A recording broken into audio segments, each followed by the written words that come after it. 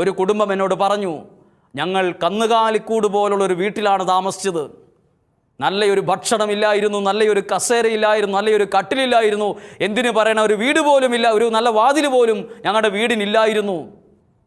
ഇന്ന് ഞങ്ങൾക്ക് നല്ലൊരു വീടുണ്ട്. അതെങ്ങനെ സാധിച്ചു എന്ന് ചോദിച്ചപ്പോൾ അവർ പറഞ്ഞു, ദൈവം ഞങ്ങൾക്കൊരു വഴി തുറന്നു.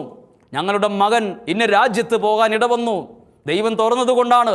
ഞങ്ങളുടെ മക്കളെക്കാൾ മിടുക്കരായ പലരും ഈ ഒരു ചുറ്റളവിൽ തന്നെ ഉണ്ടായിരുന്നു.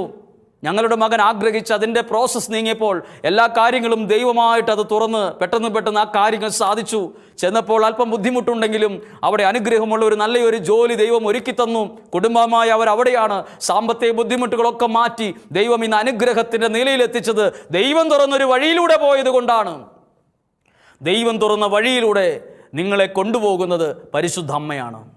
ദൈവം തുറന്ന വഴിയിലൂടെ നിങ്ങളെ ഒരു കേടുമില്ലാതെ, ഒരു